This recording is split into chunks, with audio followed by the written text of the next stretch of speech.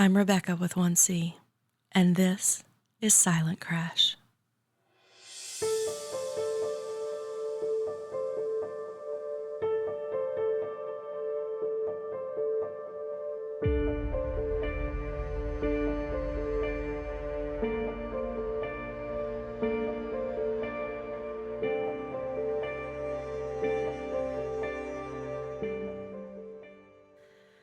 Wow, it's been, 3 months since we brought a new episode to you here at Silent Crash. There are reasons for that, and we'll get into it, but I want to say first that I've missed you and that it's really nice to see so many new people still beginning to engage with this show.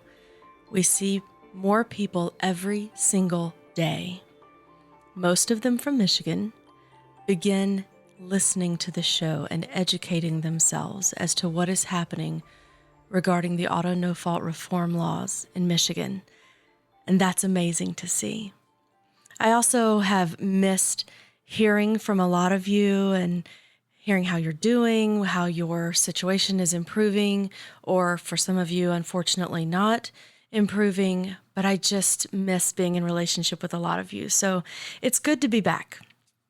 With that being said, I should probably explain why my co-producer, Rebecca Von Tucker, and I have been pretty quiet for the past 3 months. So yeah, this is the first episode that I'm bringing to you that has in no way been scripted beforehand. I tried a couple of times to write this out, and it was just too much. So we're going to try it this way. When we released episode 17 to you, Rebecca and I had talked a lot about the information in that episode and in the information that we anticipated bringing you in episode 18. We knew that it was too much information to put into one episode. It was already we were overwhelmed with accepting what we had found over the course of digging through and trying to figure out the stories that led to the passage of PA 21 and 22. And then on top of that, once we had uncovered the small stories and then that larger story that made it possible, that gave space for the small stories to have their way in a way that they hadn't been able to for 20, 30 years. Then it was, well, what do we do now? What do we do with the information that we have been given by multiple insurance industry executives about why this was finally able to be accomplished in Michigan? And there were a lot of potential answers to that question, and that was uncharted territory for us because this show was never intended. It didn't start out as anything other than trying to figure out how was this made possible? What was happening underneath the surface that allowed such a horrendous law to be passed and then to be celebrated by some people that on the surface look like they should be completely opposed to the idea of enacting legislation that not only harms people but has led to multiple deaths now. What did we do with any of that information that we had uncovered, and what should we do as a next step with it? And we wanted to think about that before we brought any of it to you because we were trying to serve you well. You know, it's like you can have news that someone has cancer, but unless you also can say you have cancer and here is what I can do to help you deal with that, to me it doesn't feel like a good thing to just sit somebody down and say, well, you have cancer. I say that to you as someone who has lost her sister to cancer, her brother-in-law to cancer. I know that experience. So I thought it was important that Rebecca and I talk with the leaders in this community, the ones that had been helping us all along, know what was going on, who the players were, what was happening at the Capitol, what was happening on both sides of the aisle, that sort of thing. So that's what we did. So when we brought you episode 17, it was with the intention of bringing you an episode 18 that would unveil a plan to overturn PA 21 and 22. We had a financial backer on board who would support the plan that we had come up with. We had the logistics personnel on board to support the plan that we had come up with. And that plan was a two-step plan. First, it was going to be to enact a simple piece of legislation that would do one thing: clarify that PA 21 and 22 were not to be retroactively applied. The date for that retroactive application cutoff would have been decided by the leaders in the community. So either it would have been the date on which the legislation was originally enacted, which was in July of 2019, or the date that it took effect, that the catastrophic parts of it took effect, which was in July of 2021. So that one piece of it was still to be decided, but the overall idea, and it was to be decided by you, by the leaders who represent you, and by you guys. We were going to ask you to respond to us. But the idea of, okay, ban retroactive application, that was the simple one thing we wanted to get legislatively passed quickly. And we felt like that was possible because the people, the elected officials on both sides of the aisle at the Capitol, were telling us confidentially they would vote for that, including ones who were key to the passage of what became PA 21 and 22 in the first place. So we felt legislatively that was possible. We had the financial backing to get the populace on board with it, and we had a logistics person who was going to put us in front of groups of people throughout the state of Michigan to communicate to them. I'm talking about the general population, not just the catastrophic car accident survivor community. The general population of Michigan, we were going to go in front of, we were going to communicate to them what had happened, and then we were going to ask for their support to push their legislators to pass for this very simple piece of legislation. And then in step 2, we were going to do what was attempted that became PA 21 and 22. And that was to create a longer term plan to eventually sunset out auto no-fault reform in line with when autonomous vehicles are the majority of vehicles on the road, because that was the original intent in the first place, the original overarching intent.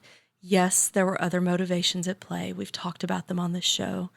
There were other motivations that we're aware of that we haven't talked about on this show. But the large motivating one that had it not been present, this wouldn't have been possible to pass, was that creation of autonomous vehicles. That's what we've uncovered. And so in working with that, we thought, okay, well, there is a way to write legislation that accomplishes that overall mission of creating a long-term sunset on the no-fault system in Michigan. And by long-term, I mean decades. I mean, it would be triggered when a certain majority percentage of vehicles on the road were autonomous vehicles in the way that it was meant to. And then it got, messed up when some insurance companies jumped the gun and retroactively applied it. That second piece of legislation needs to be an airtight, well-written piece of legislation, which we all know is not what PA 21 and 22 are. PA 21 and 22 are full of loopholes.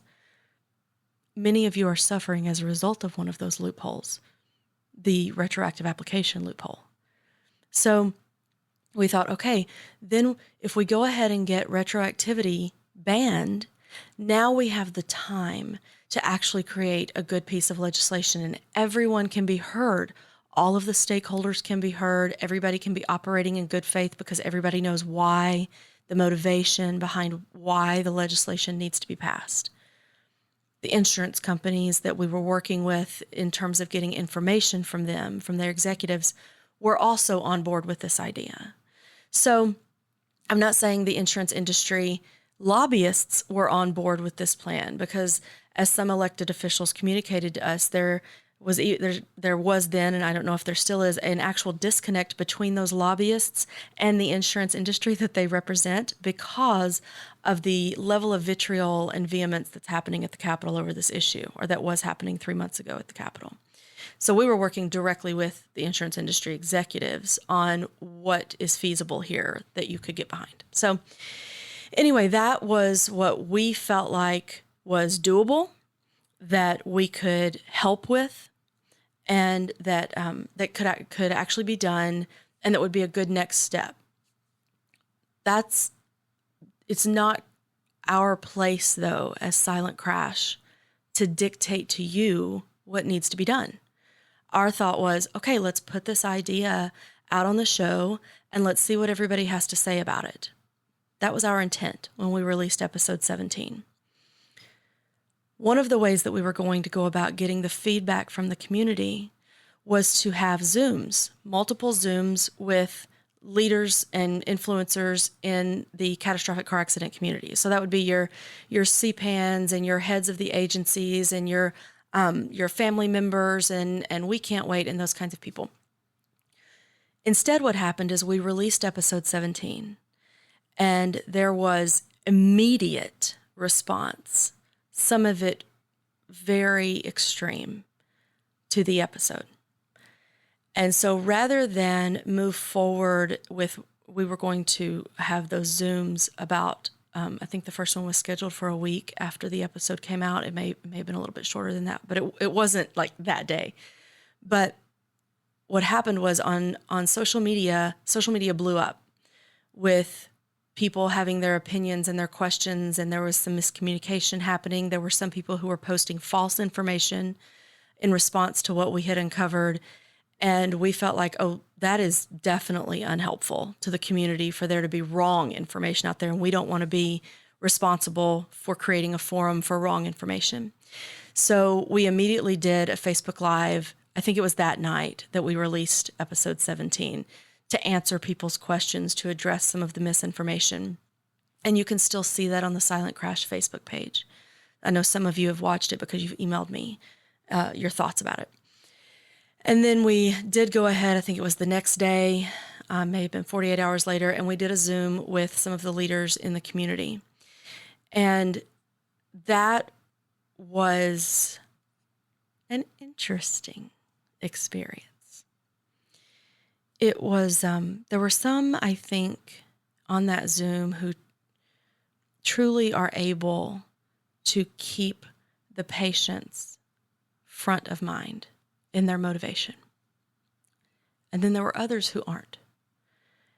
And I'm not assigning a judgment, a value judgment to that. It's simply the reality that we walked into that naively I didn't really think too much about. And I know Rebecca didn't either, because we've talked about it since. But some of those leaders are operating from a place of trying to save their business. And that's understandable, right? I hadn't thought about how that motivation might supersede a motivation for the on-the-ground patients and their families.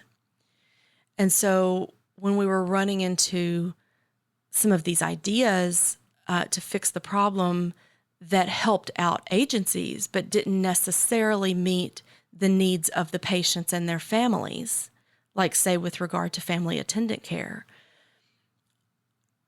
I didn't really think about going into, our two-step plan, how those people would be affected.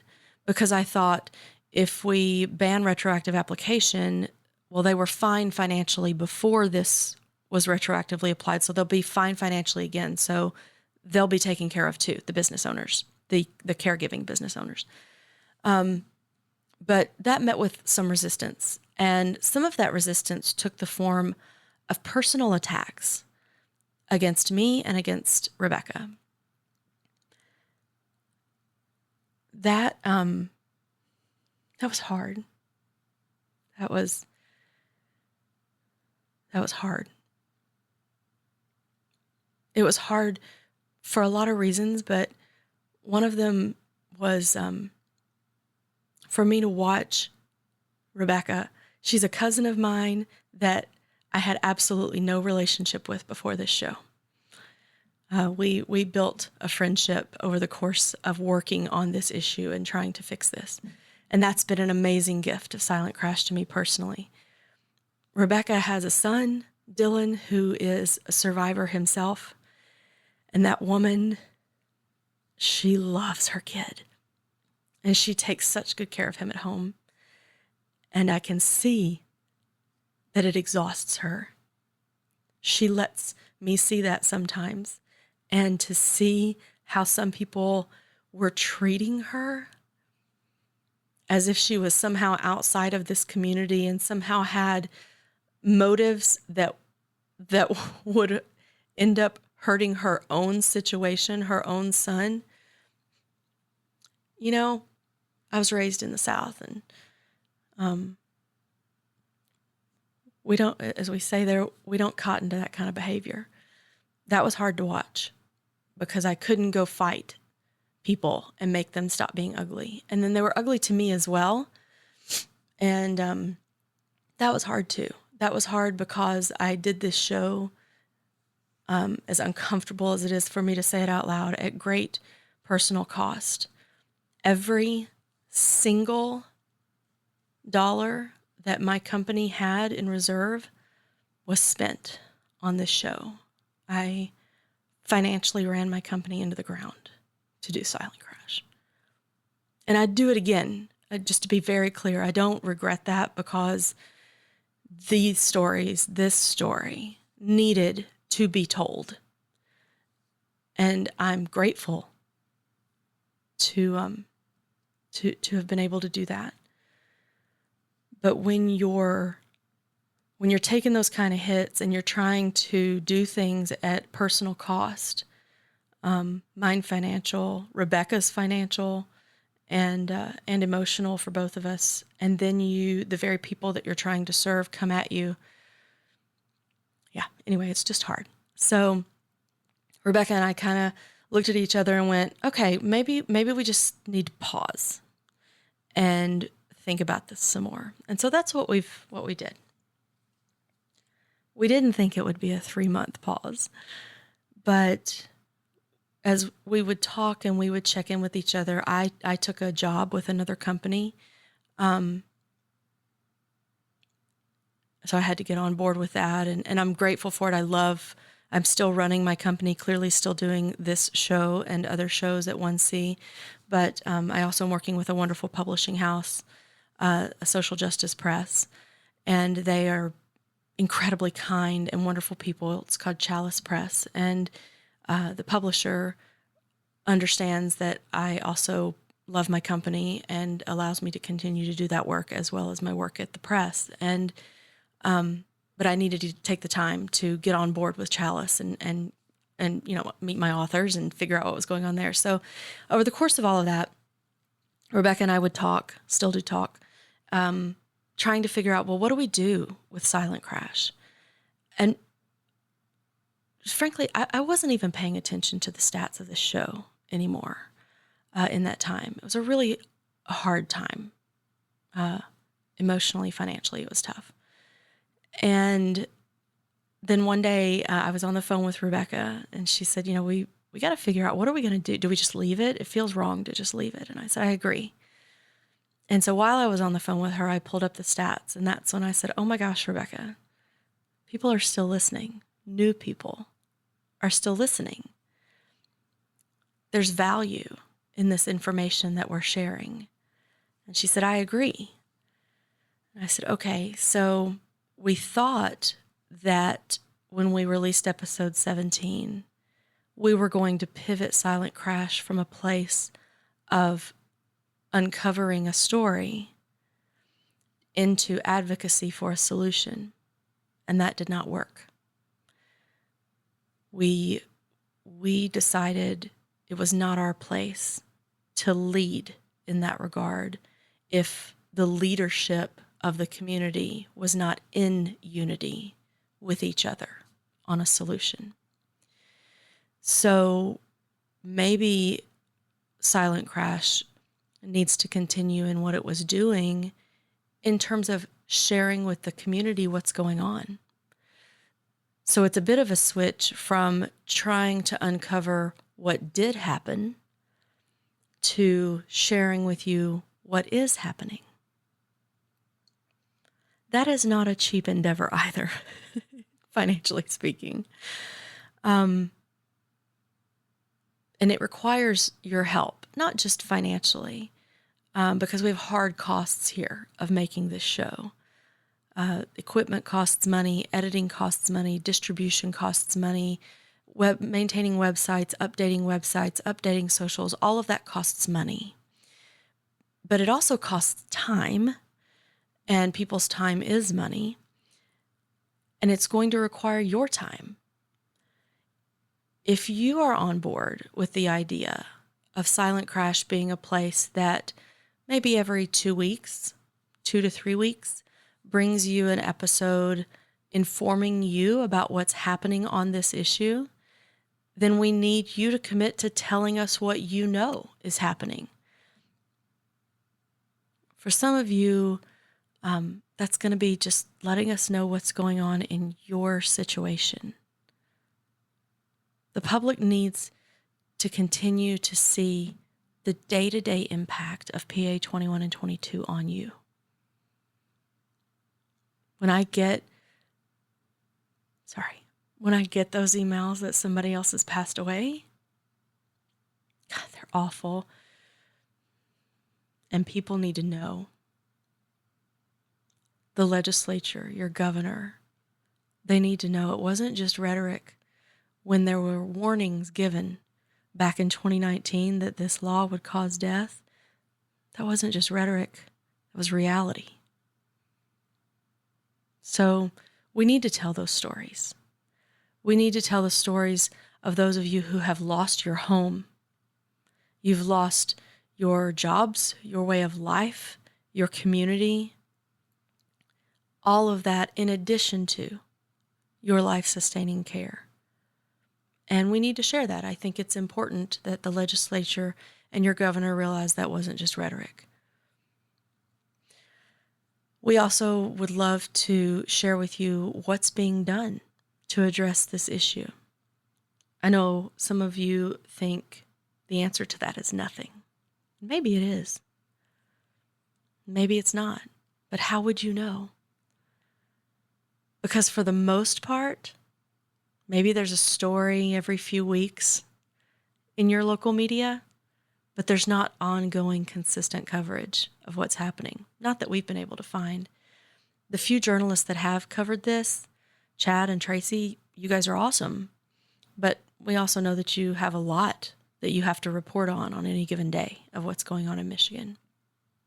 So if you can help us know what's going on by going to silentcrash.net and clicking on the I've Got News button and filling the form out and sending that in to us, then we've committed to looking through those, receiving those, reading those, and putting together a show for you on a regular basis, just to keep everyone informed about what's going on.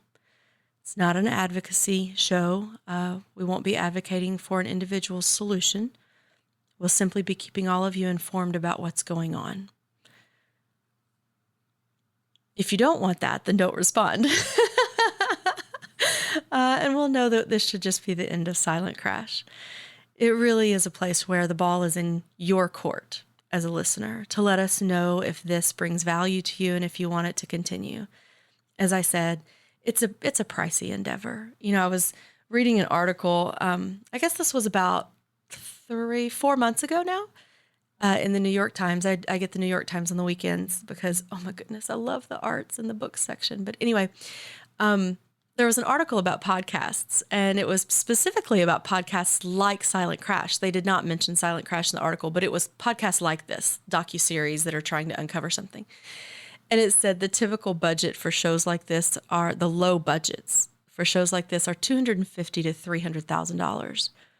I invite you to check out the Silent Crash GoFundMe so that you see the financial support that's been given for this show. And we did receive some monies outside of GoFundMe. That's what you see there is not all, but I think you'll see about $27,000 over there, which is amazing and has helped tremendously.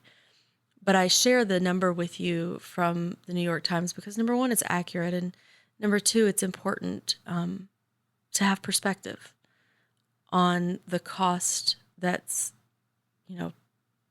been encountered here to do this. It's an ongoing cost if we keep this show going. So yeah, I think that's all I wanted to come on here and share with you. I'm sorry it's not scripted and wonderfully storytelling this time. But that's where we are.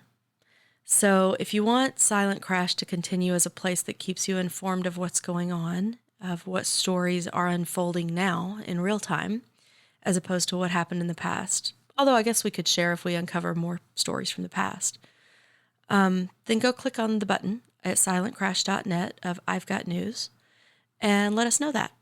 Even if you're letting us know that my news is that I want you to continue the show, that's fine. And if you don't. How simple is that? Regardless of what happens, I wanted to thank you for listening. Whether this experience continues, it has truly been my honor to research, to uncover the stories, and to get to meet so many of you and be welcomed into your lives and your experiences. Thank you for that honor. I'm Rebecca with 1C, and this is Silent Crash.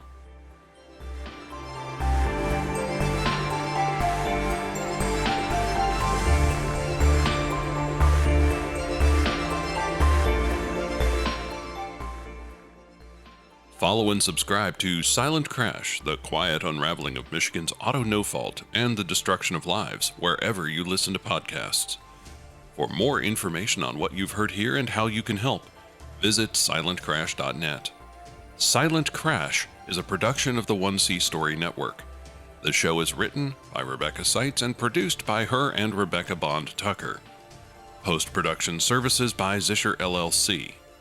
This show is supported by the generous donations of concerned individuals via the Silent Crash GoFundMe effort. Learn more about the 1C Story Network at just1c.com. That's JUSTONEC.com.